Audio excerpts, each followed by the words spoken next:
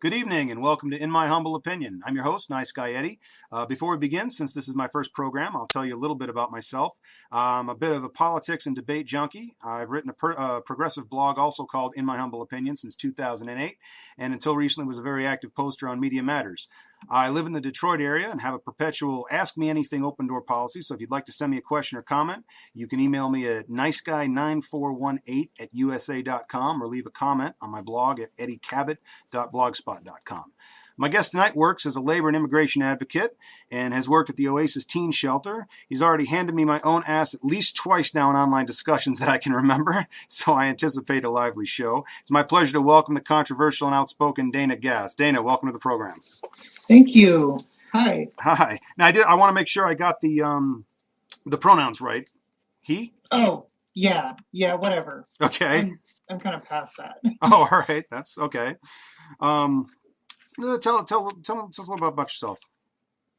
Well, I'm an anarchist. I'm anti-capitalist, pretty much de facto communist. So is most of my family. I can see this is going to be interesting. I'm a foster parent. I'm an advocate for immigrants. I'm an advocate for labor. I'm a wobbly. Mm-hmm. That's IWW. And other than that, I'm old, I'm trans, and I'm not really that exciting. Okay. Oh, I don't know about that. Okay, so I guess one thing, and this is I'm going to give a little bit of context because Dan and I had a series of discussions a while back that were rather lively nature, very heated, I would say, and I want to pick up some of those where we left off because I think you have some very interesting positions on some of these things that affect the trans community and whatnot. And I remember the time, and let me just give some background. There was an article on Media Matters. This one in particular dealt with lifting the ban on transgender soldiers in the military. And as I recall, I think there was another poster. I want to say Rusty Shackelford was the handle, and he had posted essentially saying we're wasting our time with this. It's not important. Let's not do this. Blah blah. And I had responded to him essentially arguing for it. And now I think, as I recall, I think that when you jumped in, if I remember correctly, it was hearing two cisgendered males argue about trans rights was more what was the word? More entitlement than you could stomach. Yeah. And I have to admit, I totally lost my shit when I heard that. So if you were looking to provoke, you got it. Oh, you know how I am. That's what I do. But no, and I don't think that I don't assume your position has changed on this at this. No, it hasn't. And you could explain that a little bit. Well, I'm probably going to make like at least half the trans community angry at me if they hear this. Okay. Well, half's okay. You just don't want a majority. Yeah. For starters, I'm an anarchist, so of Yes. course I'm against the state, which means I'm kind of against the whole idea of a standing military and all of that. Now, that in itself isn't enough for me to oppose this. The main reason that I oppose this. Now, you mean you oppose? Just to clarify, you oppose lifting the ban. Yeah, you want to keep the ban in place. Yeah. Yes, I don't want to lift the ban right now. Okay. And the main reason for that is basically there are no good options particularly for poor trans people, the type of people that may join the military. They don't have other options in society. Discrimination is still legalized from like coast to coast. Absolutely. You can get fired. You can get thrown out of your house. Well, in 49 states killed. I mean, the Trans-Panic Defense. So, I mean, that's... all the way up to including that. I mean, it's kind of crazy. Yeah, I mean, when I first started a transition, there wasn't even nobody had even managed to win a court case in regards to discrimination against trans people. Right. And so there's rampant unemployment. There is just all this marginalization. You have trans people that desperately need medical care that they don't have access to, so they have to come up with it out of pocket. But wait a second. But I guess as I'm hearing all of that though, and this was kind of my take at the time, isn't serving the military then an option that would address the unemployment, potentially? I mean, obviously there'd have to be some changes accompanying that, but possibly address the medical side, address the employment side, housing, etc. And let's say that we did that. Yeah. That would be de facto conscription. Ah, okay, okay, all right, interesting.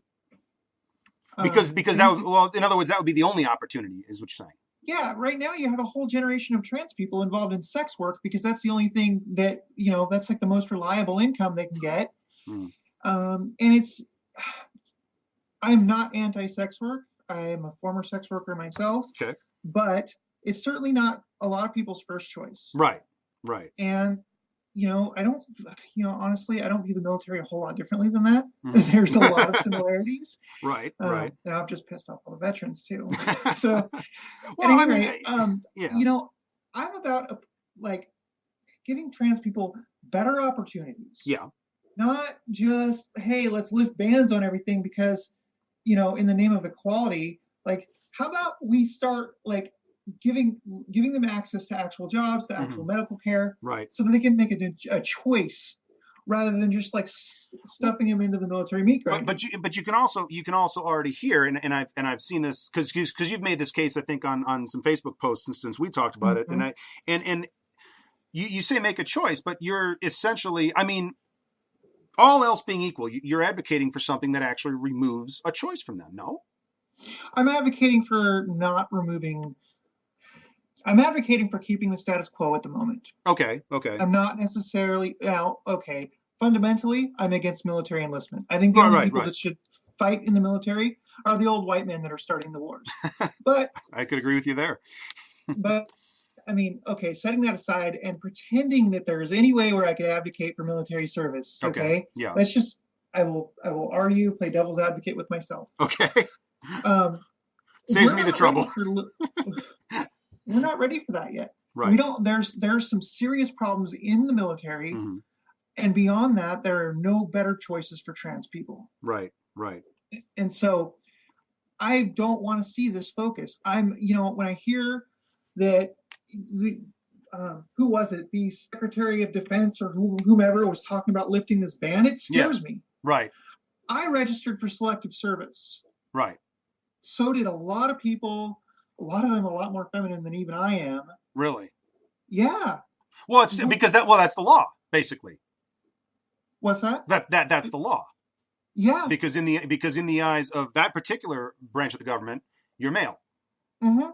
And I think that was also part of the issues and this was something that I certainly when I was arguing, when I was advocating my position, I didn't fully grasp the complexity of is that the different areas of the government are going to treat this differently. That fixing it in the Social Security Administration doesn't fix it over here, and your driver's license can say one thing, your passport can say something else, and it's all it's all individual. There's no one way to sort of fix everything. So right, yeah. So they need to fix that. Right. Like, I don't want to just sit there and give basically blanket activate everybody's selective service. That's nonsense. I mean, even if you could pretend that the system does a purpose, which why would it exist otherwise? Right. It's still, where is the mechanism for changing your gender in the military? What is that going to look like? Right. And then beyond that, like trans feminine people particularly face about 3 times the rate of sexual assault as cis women. Right. And that rate in the military is appallingly high.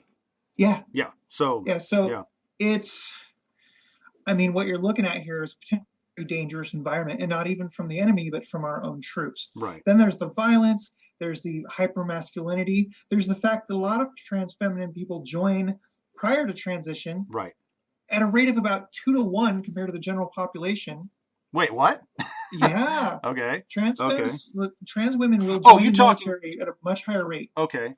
This is the old make a man out of you stereotype, basically. Yeah. Okay. Yeah.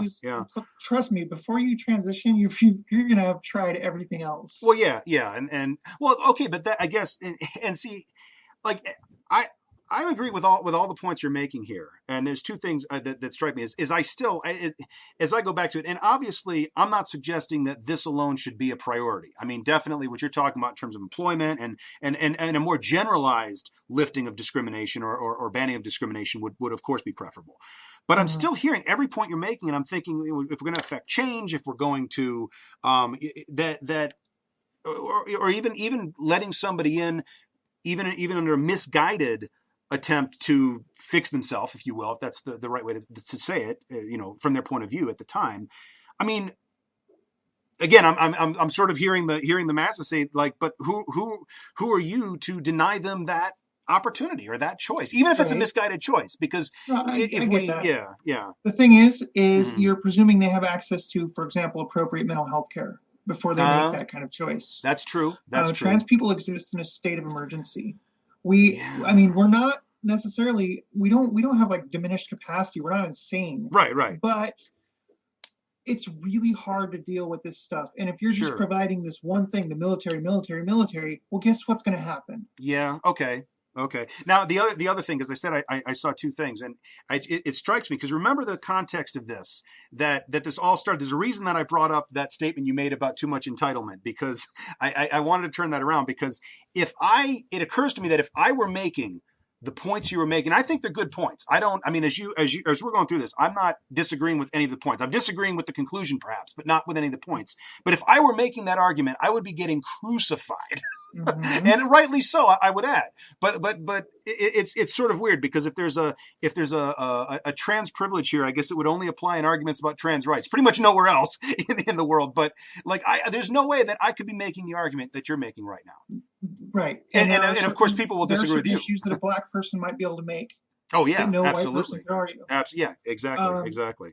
So it's weird how that's. Well, basically, what it means is there are certain situations where if you're not part of that community, you probably need to stay out of it. Well, and this is you had mentioned, and this was sort of after we had our row, and we were kind of a little bit more diplomatic to each other later on. You had mentioned that basically. One thing that's going to draw a fight is unwanted advocacy, and I was wondering, in the context of this, what would you qualify as unwanted advocacy? Basically, in any situation where you're deciding an agenda, without really getting into it with the community you're intending to advocate for, and without talking to them like at large, and I don't just mean one or two people, because that's basically tokenism, right? Sure, but I mean actually like getting a good understanding, getting their input, having them be leaders in that advocacy. Right. You're basically going behind their backs and like doing this stuff on their behalf, and it's the intention might be good, right? But you can't possibly understand what our priorities are and things without talking to us first. Well, absolutely. Well, but I submit, and you started this by saying half. But I submit that the position that I was advocating for is kind of the mainstream position within trans community. Or do you disagree with that assessment? I disagree with that. I think it's the mainstream position among people that are getting media play, and that's a really important distinction. Yes. Okay. The reason it's important, particularly with trans people, is trans people are routinely silenced. And sidelined and talked over. And right now, what's happening is a woman, trans woman, actually, right-wing billionaire. I forget their name offhand. Push this pro-military company that she runs pushed about $5 million at this idea of lifting this ban. Really? And that. Yeah. And you're not hearing that part about it. The media is not playing that up exactly. No, it's not. I mean, that's okay. This is essentially a right-wing push. This is kind of the perverse part of it. Politics makes strange bedfellows, I guess. God, it does, and it's like Bruce Jenner coming out as Republican, and everybody's all freaking out. Oh well, we'll get to Jenner. We'll get to Jenner. I want to save that for a moment. But and one other thing, and I don't know if compare and contrast, because I brought up the example of Chelsea Manning, who at the time was serving almost, my perception is almost trying to do everything she could to get kicked out. Practically doing the Colonel Klinger routine, telling people she was trans, telling people she was gay, saying whatever she needed to say. Now they ignored that for whatever reason. That didn't get her anywhere. And then of course we know how that played out. But she was not getting proper medical care. Okay, and the ban and the ban and the rules had a lot to do with it. Now, unfortunately, serving a 35-year prison sentence and finally getting proper medical care, as I understand it, but that's not exactly the way to go about. And I don't think that would have been anybody's first choice. But then I also brought up I brought up the example of Kristen Beck. And you had a rather strong opinion about Beck as well. So I wonder if you could tell me about how you feel about both of those examples. Now, first of all, I'm going to, just for background, Yeah. this doesn't really influence me because, I'm not really fond of liberals either, but back as a conservative. Right. Ex-sealed, kind of pretty standard. Right. Right.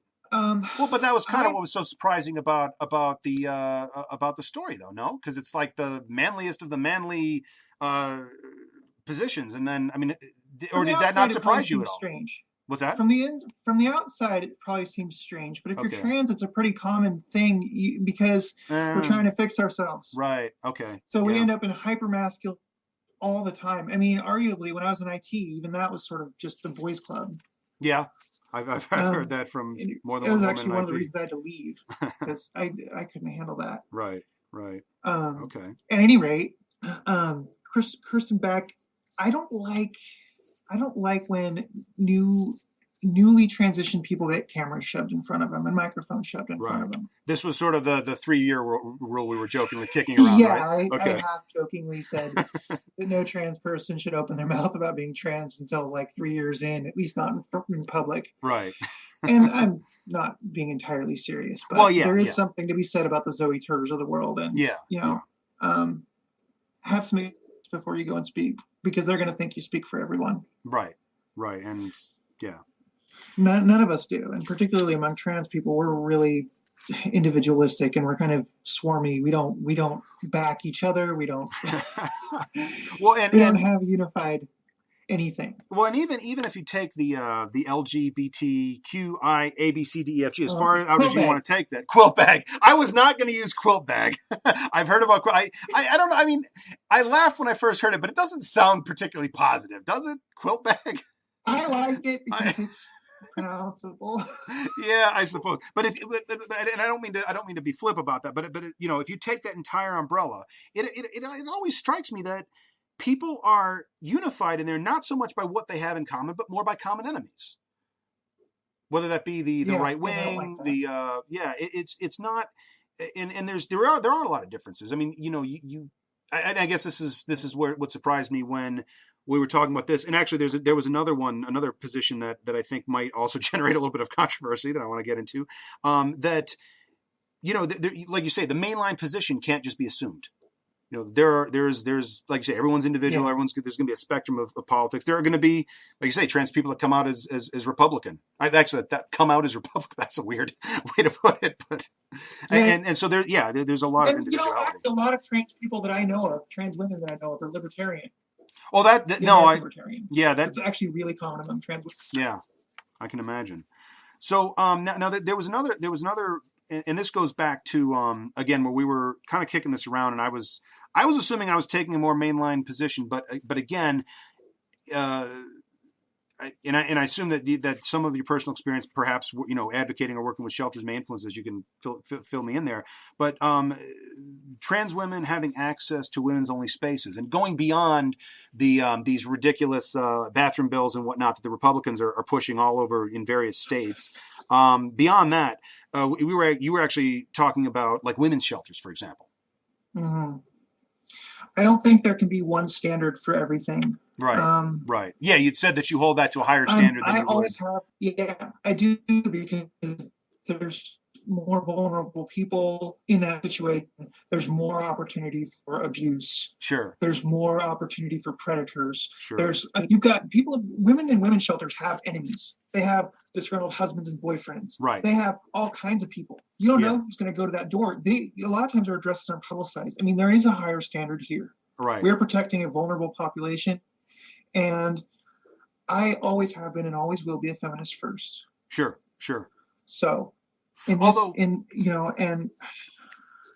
go ahead. Well, no, but essentially in doing so, though.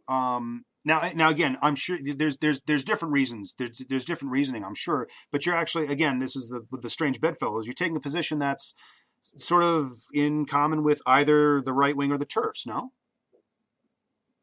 Not exactly. Okay. Because honestly, Washington State, the state where I live. Okay. I can go and see a doctor. It's actually pretty easy, even if you're on like Medicaid. I can go and see a doctor, get diagnosed, it's the whole thing. Yeah. The doctor can write a note for me, and I can get my birth certificate and my social security card changed and all of that. Sure. It's not even hard. Okay. The thing that costs money is the name change. Everything else is almost free. Yeah.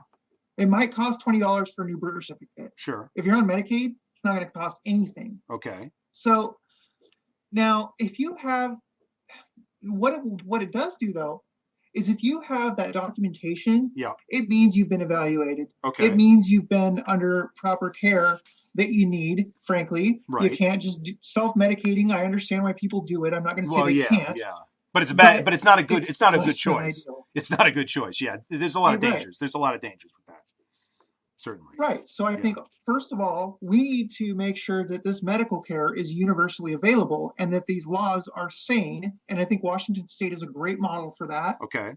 It's not difficult to get your stuff changed if you're going through and doing everything that you need to do, both for yourself and, sure, for your future. Right. And then, if you have a female driver's license, particularly, especially if you have a driver's licenses are actually really easy to change. Right. And if you have a female birth certificate, or even just the driver's license, sure, okay. even just a driver's license, or even a carry letter, from a psychiatrist that says, right. hey, they've been diagnosed, then yes. Okay. Not because we don't trust that you're trans, but we don't know who might come in that's not trans. Yeah. Like the Christopher Hambrooks of the world. And no, there may not be very many. And I think for bathrooms and other things, that's kind of ridiculous to hold it to that standard. But for things like women's shelters, I want to protect trans women as well. Right. I am not just looking at, I'm looking out for all women.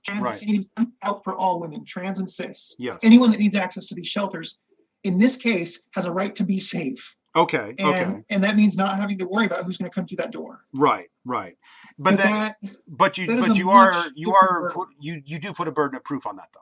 Whether it be, like you say, the carry letter. Yes, but I think that burden should be easy for a trans person to fulfill. Okay. So this isn't the same. This isn't. Well, again, I kind of wonder. I think that's, and this is good. This is why I wanted to again kind of establish some of the context, because again, I have a feeling if I was making the argument, it would be a lot, probably go over a lot less. Probably be accepted a lot less. Yeah. But now the other, particularly among people that. Now the only thing though is, as I'm thinking about this, it's kind of a silly example, and it's even one that I wouldn't have brought up because until recently I didn't realize, until about a year ago. I'm 42, and I didn't realize that until about a year ago that women's pants don't have pockets. And that's important to what I'm about to say. And I'm like, I heard that. I was like, wait, you don't have pockets? What do you mean you don't have pockets? And they don't. They have things that look like pockets, not pockets. So here's a scenario, though. And this is, I guess, where you say everyone has the right to be safe. And I don't know if there's an answer to this. I'm just putting it out there.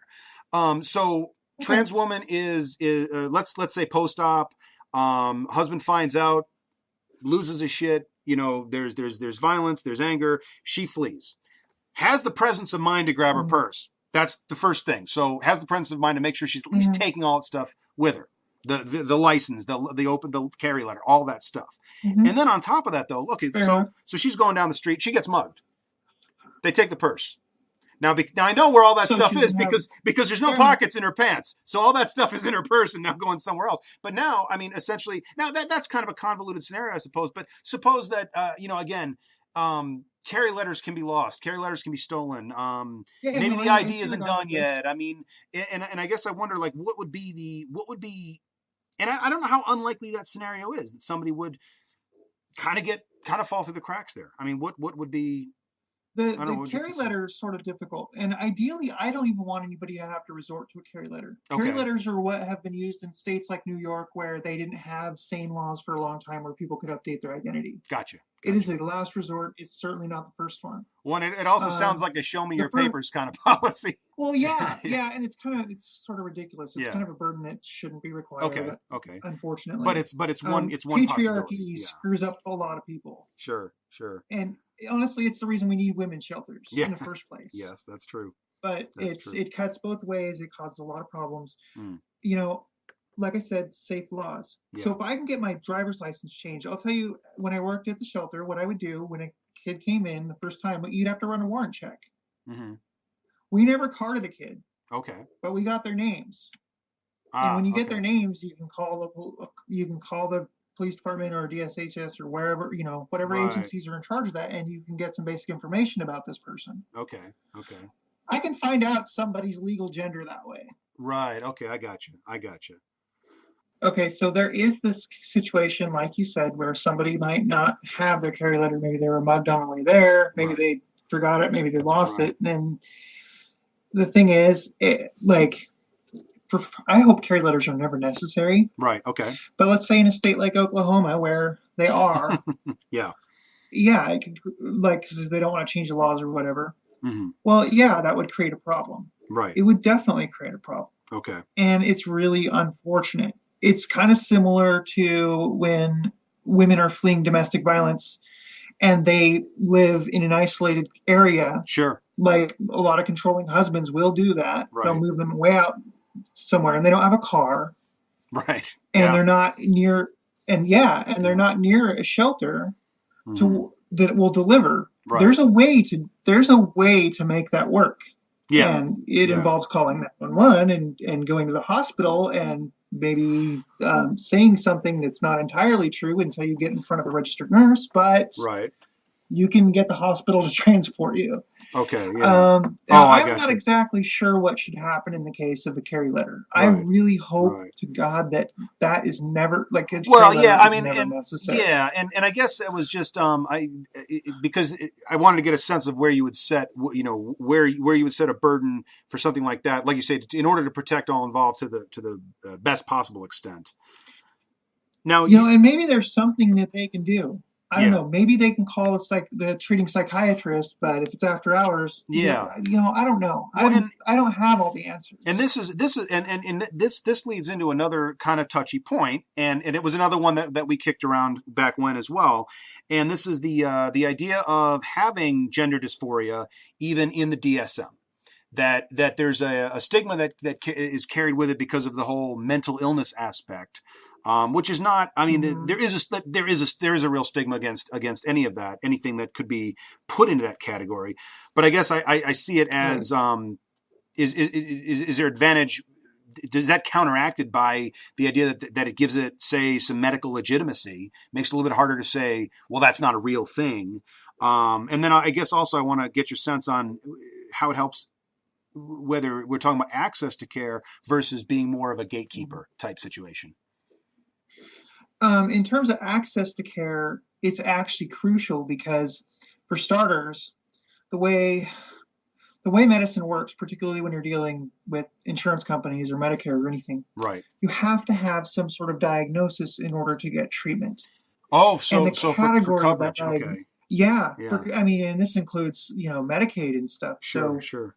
It's kind of important that there is a diagnosis there. And plus, from a medical ethics standpoint, if you're not treating something and it is medically necessary, you think it's medically necessary and you're treating something and there's no diagnosis for it and there's no treatment plan for it, that puts you in a really tough spot. Right. Now, so there's a way to handle that. Yeah.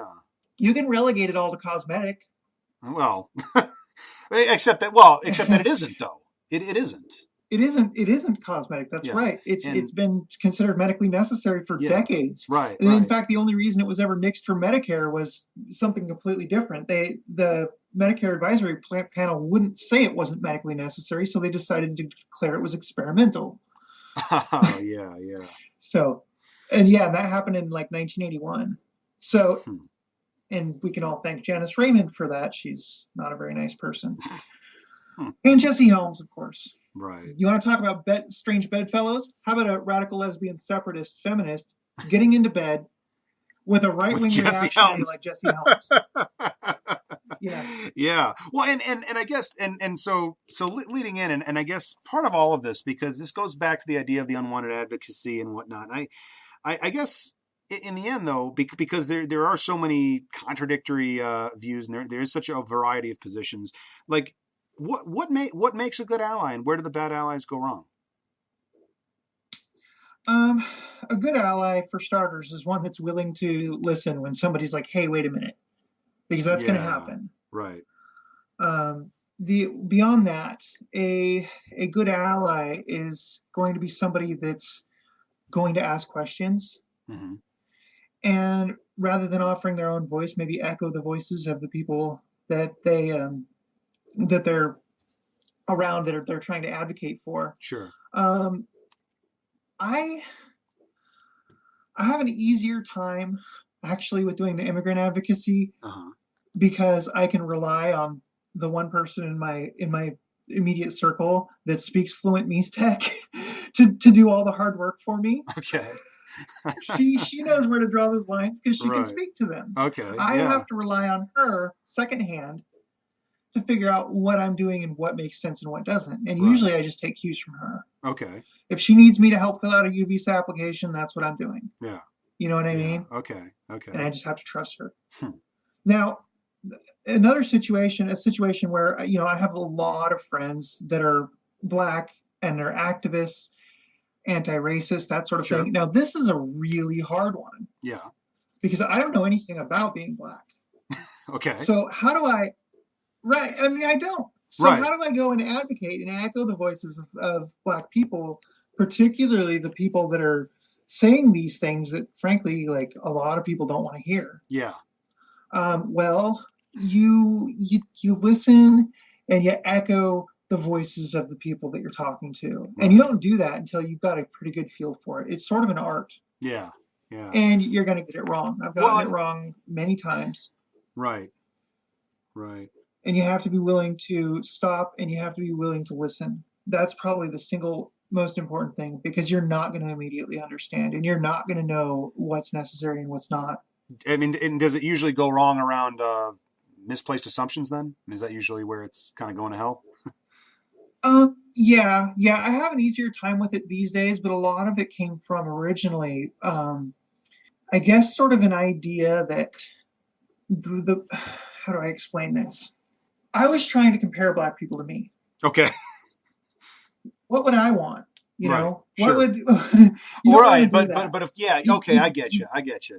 Well, and this was and it's kind of interesting the way you say that, because normally when I'm thinking about an issue, rather than thinking about it from a point of view of sympathy, I try to think about it from a point of view of empathy. I try to put myself in the other person's position. But what I found, it's dangerous to try to do that. It is. Well, it's one of these things with a lot of issues, because not every issue is as complicated as every other. But I always try to see all sides of it. I try to because otherwise I'm just saying, well, what's my interest in this? Whereas, you know, that's no good either. So you do have to kind of put it. Right. But you know, of all things, because I think people can get their heads around sexuality, for example. That's an idea. And now it's more complicated than this, of course. But the idea of, okay, you're attracted to this person instead of that person. Okay, I might not be my thing, but okay, I get it. But if you have gone your entire life and have never given a thought to gender identity, taken it for granted because, you know, then it makes it very difficult to say, well, put yourself in the other person's position, because I don't even know what that word means. Do that. I have no basis to even begin to understand that. But you know what? Acknowledging that is like a really, really good thing. Because then it puts you in a position to be open to receiving information about it and not assuming things. Right.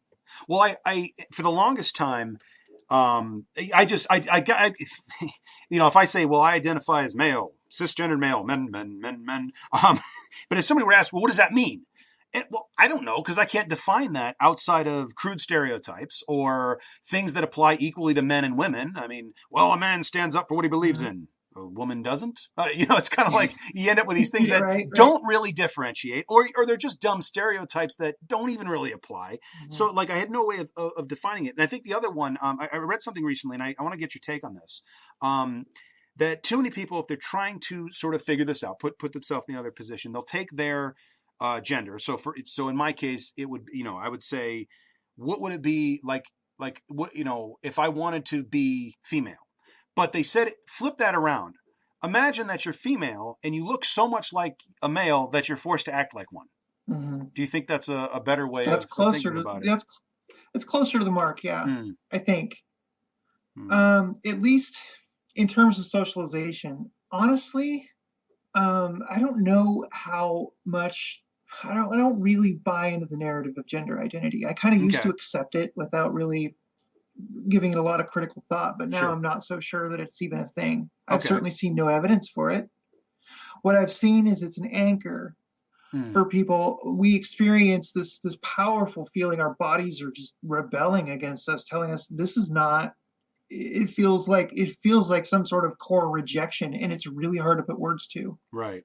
Right. And you know that it has to do with your sex. You know it. You know that's just something that's beyond all the qualia. That is something that is pretty consistent, as you can tell. Mm-hmm. But trans people, really, we have an easier time, and I think I speak for many trans people, transsexuals at least. We have a pretty easy time figuring out what we're not. Like, but to figure out what we are, mm-hmm. that gets trickier. And I think a lot of us, we especially when we're young, we tend to. Have you ever heard the expression "God of the gaps"? No, you brought that up before, but I'm not sure I did understand that. It means, oh well, science can't explain this, so God. Oh, so okay. God must be the answer. Gotcha. Okay. Well, this is sort of a similar thing. It's like, I know what I'm not, so what must I be? Okay. You're just trying to fill in the blanks with these assumptions, right. And you don't. How do you get there from here? Well, you get a label. Sure of that? You hear a label that sounds like it might fit, so you try it on. And find out, okay, wait, and no, that's not quite right. I mean, it would fit a little bit better, but it's still not quite right, or whatever. I think for most of us, we never quite feel we never quite feel like we fit. Mm-hmm. At least, particularly for those of us that transition in adulthood. Now, I can't speak for trans children. What I understand is the results are a lot better. Uh-huh. But for those of us that transition in adulthood, I don't think most of us feel like we completely fit. Mm-hmm. There's always going to be this sort of, gosh, like I don't quite feel entirely at home in my body. Right. We're certainly a lot better off than we were before, for most of us. But it's, honestly, like when I was identifying and living as a woman and everything, I'm even legally female and all of that. For me, now this is me personally. I'm not speaking for anyone else here. Sure. For me, I thought it fit and everything, and it actually took me getting harassed to the point where I broke down. And it was actually online, and online never affects me. But in this case, it was really bad. It was on that Gavin McInnes article that I ended up getting involved with all these people. Right, okay. And they attacked and they attacked and they attacked, and I had this sort of breakdown where I just sort of turned off the computer and bawled for a couple days. Well, and you say it doesn't affect you, but one of the things, online harassment, of course, is orders of magnitude more obscene and more aggressive and more than you would ever actually hear from somebody have the guts to say to your face. I mean, like it just goes to an incredible level. Mm-hmm. Yeah. Well, they managed to get to me, and that's rare for me. I've been on the internet for a long time. Yeah. 1989 was when I first logged on. Yeah. I was small then. Anyway, yeah, IARC was kind of fun back then. Anyway, where was I? Oh, the online stuff didn't usually get to me, but that did. Yeah. It was just, and I had this kind of emotional sort of blow up. Mm-hmm. And I basically logged off for a couple days and just bawled. Yeah. And I came out of the other end of it thinking, why do I have to defend this territory of womanhood? Why is it so important to me? And I started to realize that it wasn't. Interesting. That it didn't have to be. Right. It really didn't have to be, because I could be whatever I needed to be at the time. It didn't really matter. Okay. It didn't really matter at all. But it's amazing that I went there from, this is my life. This is like I felt really strongly about it before, and then just something kind of snapped. Right. And now it was like, oh, wait, maybe this isn't so important to me. Huh. So after that, my mental health improved a great deal. I feel more comfortable now because I'm not trying to defend territory that is just really difficult to defend all the time.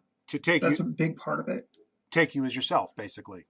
Yeah, I can, it doesn't really matter how people see me or what how I see myself doesn't have to adhere to anything. And that's kind of important too, because I would always attack myself and question myself whether I was, like a woman exactly, or if I was just like, a faker or something, or I really shouldn't have transitioned. Because there's that self-doubt. A lot of trans people, and Oh yeah, and Yeah. that's a huge thing among many trans people that I've spoken Right. with. In fact, there's this really, really beautiful woman I'm friends with. She's really sweet, and she wrestles with that all the time. And I'm like, sweetheart, you're obviously in a better space now. I mean, Right. if Right. anybody is. Yeah. Yeah.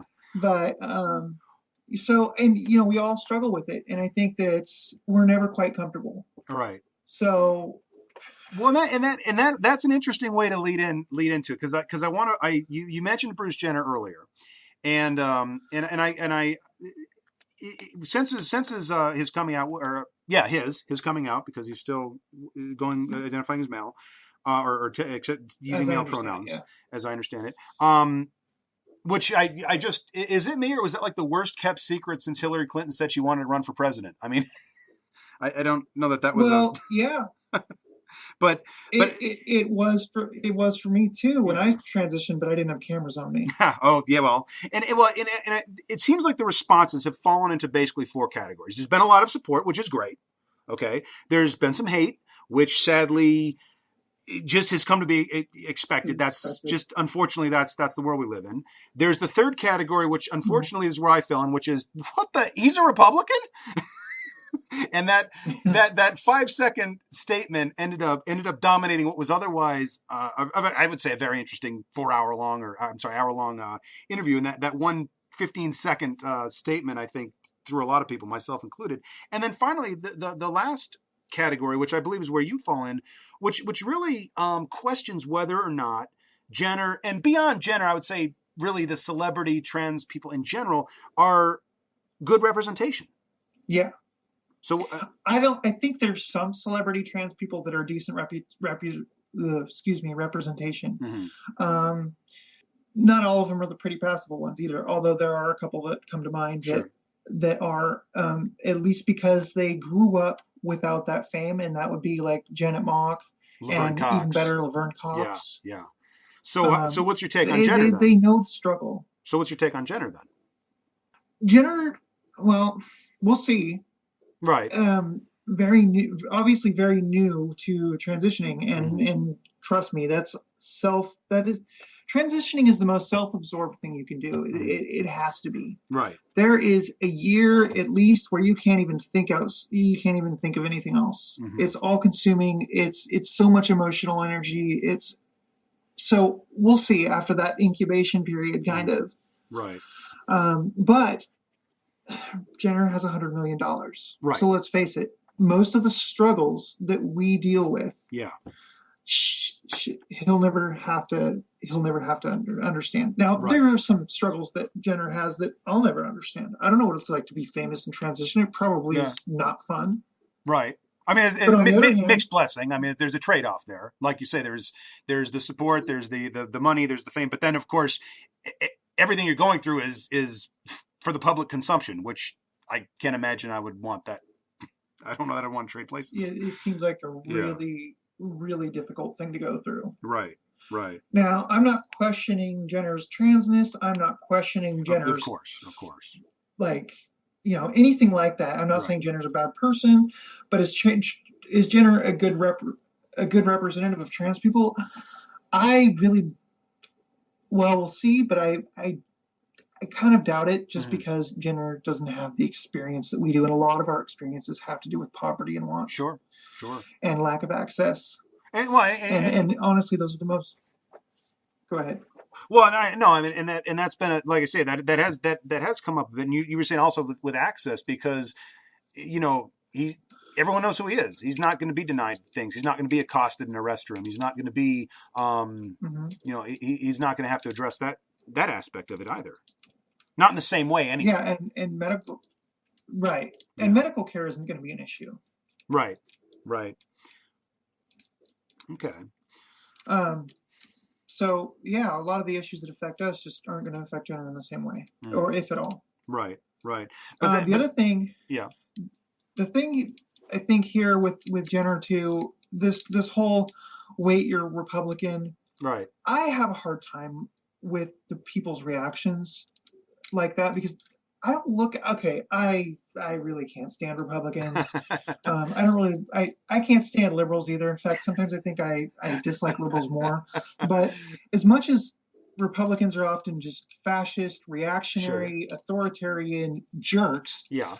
they why shouldn't you have the right to be a Republican and be trans? Well, I think because this party Like, has gone out of their way to be anti-trans, especially in recent. I mean, I has it personally I just been take it them? as they've. Well, I think as a party and as a movement, I think the right wing and the conservatives have realized gay marriage is a lost cause. That within a matter of weeks Mhm. to months here, this is over. This fight is the culture, that aspect, that battle of the culture war is done, and we won. I mean, that's just Mhm. kind of, and Yeah. I think they're beginning to Oh, understand and that. I saw this coming. Yeah, So I know what you're talking about. I right. saw this coming before it happened. Yeah, I knew but they were now they've talking moved about on though, and now the discussion has shifted because a year ago we weren't talking about trans. Nobody was talking. I mean, okay, trans people were, but the mainstream media was not it. talking about this a year ago, 2 years ago, Yeah. and now Mhm. you're firmly in their sights, and they're they're coming out with all the you've got these quote unquote religious freedom bills. You've got bills essentially making it illegal for trans people to use what I would say I think we always say are appropriate restroom facilities, etc., locker rooms, that Mhm. sort of thing. They've come out with Mhm. school policies that don't support trans children. It seems like it just goes on, and I I guess that being the case, that recently they've been so specifically targeting the trans community that I just don't understand how that much of your identity can be under attack, and yet you still. I just don't know what the Republicans are offering him Yeah. that attracts him to that party. I guess that's what I don't get. I mean, There is a aside from he well has that $100 million, so taxes. But I'm not necessarily gonna say that yeah. it's all greed based. I mean, I don't And know there him are a that lot of well, wealthy so gay people that there are a lot of wealthy gay people that feel that way too. In fact, there are two that just like invited Ted Cruz to a fundraiser and gave him a bunch of money. well, I mean, you're log always cabin going to have those Republicans and people. yeah, Yeah, yeah, and it's ridiculous, but also people's politics are often ridiculous. I think sure. most of the things that liberals do and advocate for and everything like are ridiculous. Well, But we've hit upon a couple of so those. well, it goes a lot deeper. I don't believe in a centralized government, so I mean Right. that puts most of what liberals believe like well outside of what I believe, and I think Sure. it's just Sure. silly. The way liberals look at cops is like totally different than how I look at cops, and they Really? wonder how I can hold the positions I can. Oh yeah. Okay. So how do you look? How do you look at cops? If you put on a badge and you put on a gun Yeah.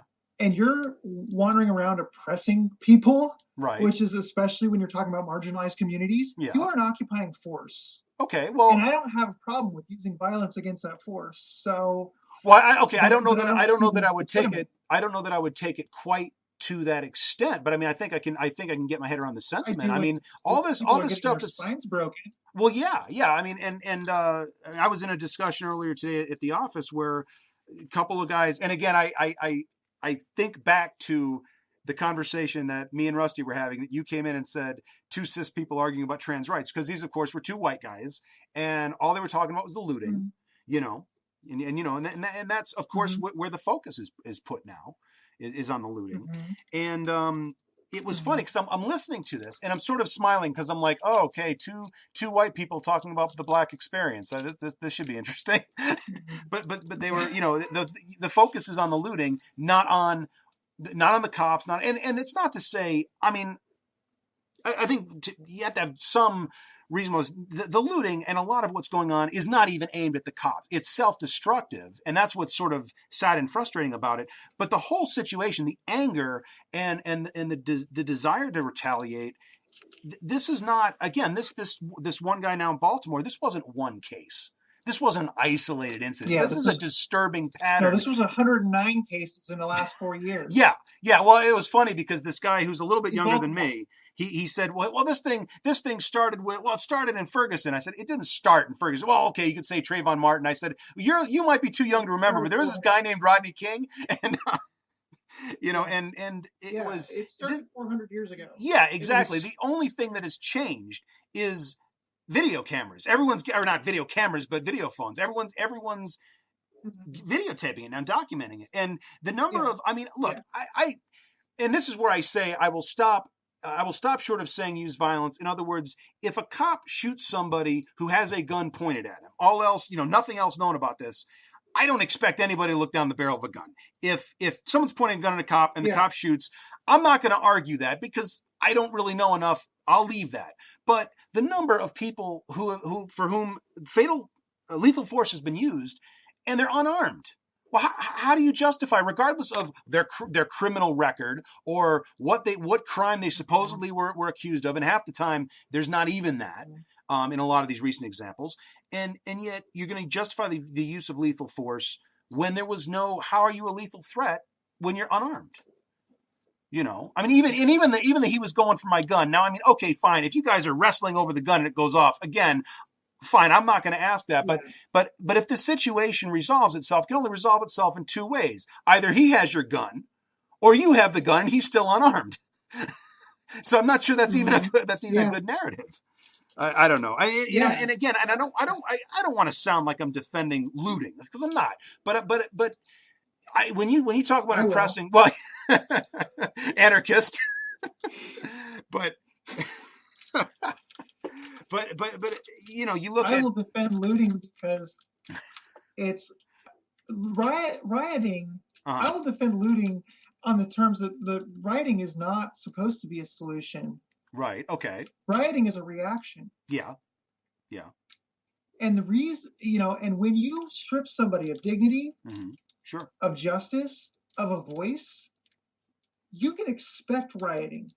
The only people that are ultimately culpable for all of this stuff are the people that are oppressing an entire city of Black people. Mm-hmm.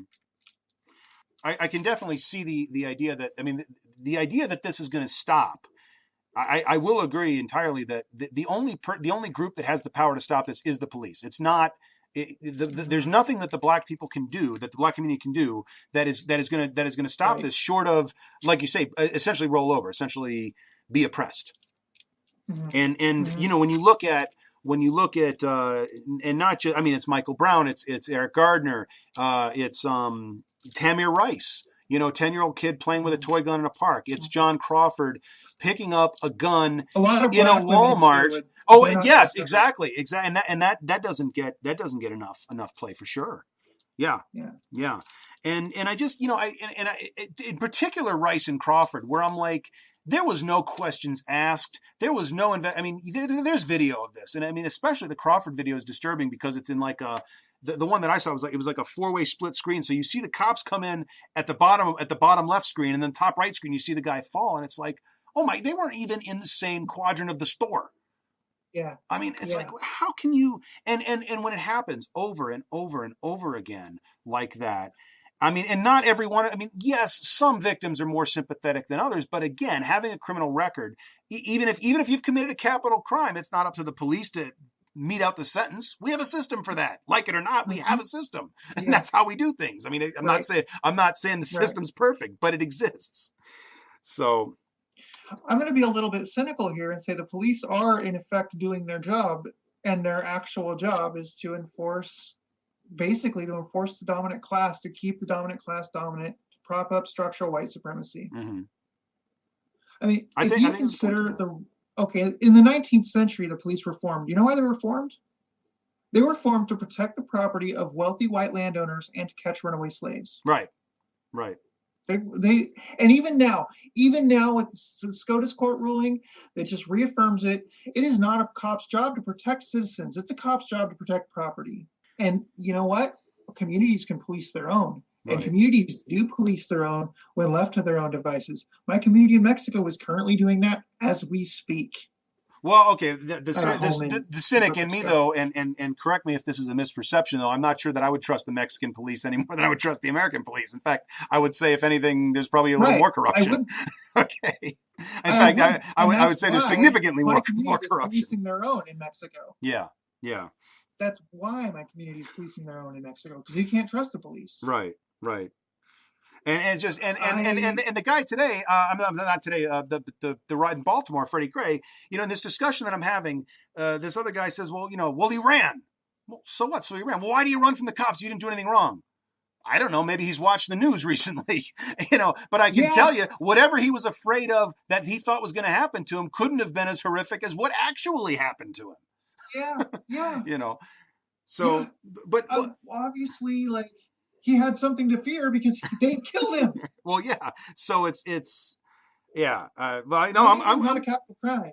Well, right. And of course, what was he ultimately arrested for was a concealed switchblade, which, yes, okay, is against the law. But this in Maryland, and I looked up their open carry laws. He could have been carrying a rifle or a shotgun, a long gun, essentially, open carry without a permit.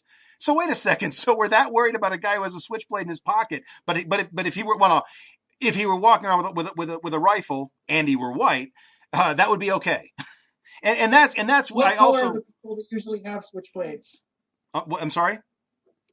Oh well, yeah. What color are the people that usually have switchblades? That's where this comes from, right? And what color are they when they have rifles? Exactly. Well, and I contrast that. Same thing as the crackpots. Yeah.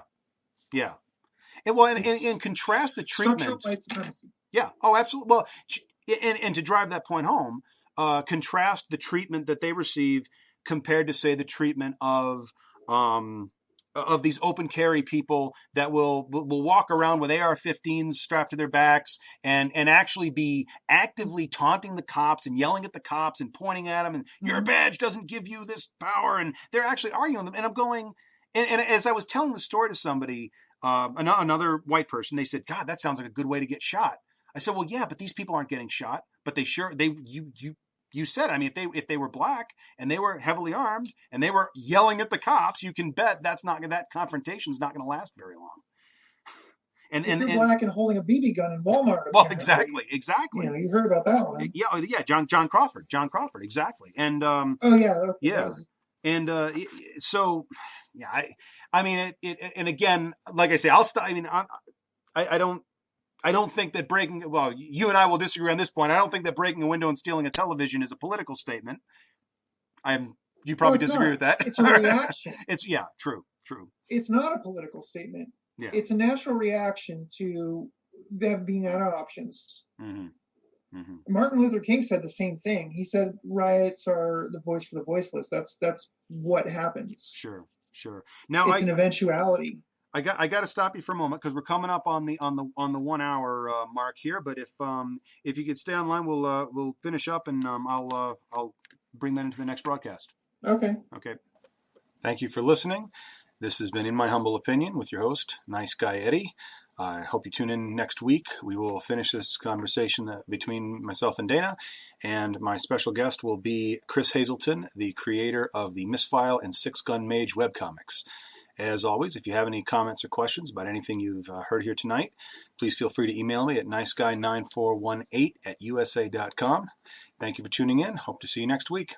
Good night.